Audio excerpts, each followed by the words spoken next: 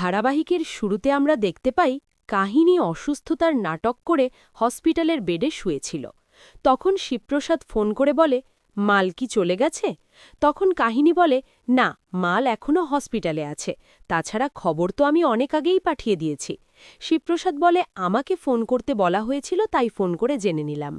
পরবর্তীতে কাহিনী বলে, হসপিটালের লোক আসবে, মালগুলো নিয়ে চলে যাবে। কথাগুলো বলেই ফোনটা রেখে দেয়। পরক্ষণের মধ্যেই শিবপ্রসাদ বলরামকে ফোন করে বলে, মাল এখনও হসপিটালে আছে, মেয়েটা এক্ষুনি বেরোবে, তোরা কিন্তু ফলো করবি। কিছুক্ষণ পরে রাস্তা দিয়ে কাহিনীর গাড়িটা যেতে মায়া ও বলরাম ফলো করতে শুরু করে। তখন সৌরভ বলে, এত কিছু না করে তটিনীকে তুলে আনলেই তো হয়। তখন মায়া বলে, কোন ইনভেস্টিগেশন কোন দিকে যাবে সেটা বস ঠিক করবেন, তুমি নাও।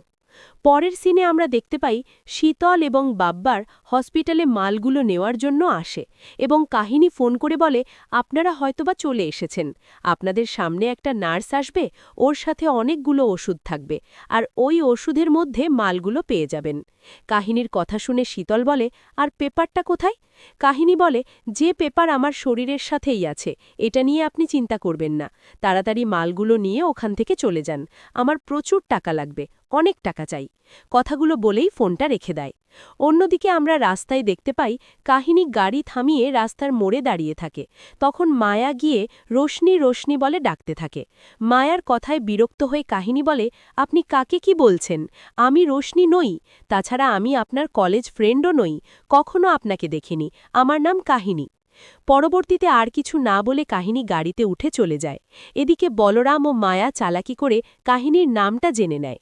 একটু মোড় ঘুরিয়ে আমরা হসপিটালে দেখতে পাই হসপিটালে শীতল ও বাব্বার মালগুলো নেওয়ার জন্য নার্সদের পোশাক পরে মুখে মাস্ক দিয়ে মালগুলো নেওয়ার জন্য নার্সের সাথে কথা বলছিল। তখনই হসপিটালে মায়া ও বলরাম শিবপ্রসাদকে অসুস্থতার নাটক করে স্ট্রেচারে করে নিয়ে আসে।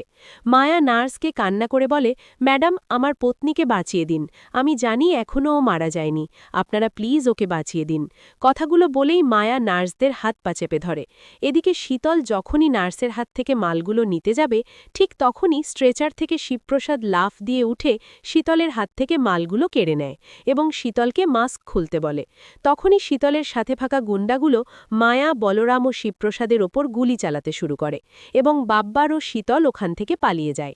পরবর্তীতে শীতল কাহিনীকে ফোন করতেই কাহিনী বলে, আমার অনেকগুলো টাকা লস হয়ে গেল। পরের সিনে আমরা স্পেশাল ব্রাঞ্চে দেখতে পাই শীতলের থেকে উদ্ধার করা মালগুলো নিয়ে শিবপ্রসাদ স্পেশাল ব্রাঞ্চে যেতে মহিতোষ মজুমদার বলে, তোমাকে নিয়ে আমরা গর্বিত, তুমি অনেক ভালো কাজ করেছ মালগুলো উদ্ধার করে, গ্রেট জব। এদিকে শিবপ্রসাদ বলে, ওই কাহিনী নামের মেয়েটা যখন ইন্ডিয়াতে ল্যান্ড করে তখন বিক্রম নামের একটা পাইলট ককপিটে থাকে, এমনকি একই হসপিটালে এসে বারবার অ্যাডমিট হয়, হয়তো এদের মধ্যে কোনো কানেকশন রয়েছে।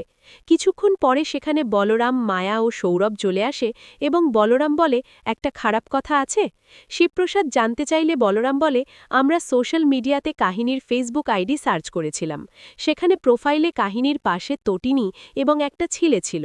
পরবর্তীতে সৌরভ বলে, তটিনী কোনো গৃহবধূ নয়, ও সেন্ট্রাল থেকে এসেছে, অনেক বড় র্যাকেটের সাথে যুক্ত, অনেক বড় একটা কালপ্রিট, এতদিন পরশুরামের আড়ালে থেকে বড় বড় র্যাকেটগুলো পরিচালনা করছে।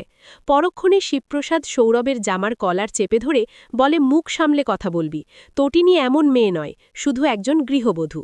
পরবর্তীতে তটিনী শিবপ্রসাদকে ফোন করে বলে, ওই বাড়ি থেকে কাকা, আয়ুষী, এমনকি মা বারবার ফোন করছে, যেহেতু আজকে তো অক্ষয় তৃতীয়া, মা সামনে বসিয়ে খাওয়াবে, প্লিজ তুমি আজকে আর না বলো না, চলো সবাই মিলে যাই। আমরা শিবপ্রসাদ বলে, কিন্তু ওখানে গেলেই তো অপমানিত হতে হবে।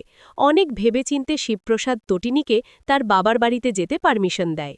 শেষ পর্যায়ে আমরা দেখতে পাই শিবপ্রসাদ শীতলকে ফোন করে বলে, আমি শিখিনীকে ফোন করেছি, যে শিখিনী আমাকে অনেক ভালোবাসত, চোখে হারাতো। শীতল বলে, সেই শিখিনী মারা গেছে, এমনকি সেই আগের শিবপ্রসাদও নেই। শীতল এটাও বলে যে তোমার মুখে ভালোবাসার কথা মানায় না, তুমি ভালোবাসার নামের ঠকবাজ। আমি এখনও বলতে পারি আমার থেকে তোমার বউ তোমাকে বেশি ভালোবাসতে পারেনি, আমার থেকে কেউ তোমাকে বেশি ভালোবাসতে পারবেও না। আগামী পর্বে আমরা দেখতে পাব তটিনী বাসে করে তার বাবার বাড়িতে যাওয়ার পথে কিছু গুন্ডা বাসে থাকা একটা মেয়েকে বিরক্ত করছিল। তখন গুন্ডা ছেলেগুলোকে বলে, এই তোদের মতো ছেলেদের জন্যই আমরা মেয়েরা এখনও অনিরাপদে আছি, সব সময় ভয়ে থাকি।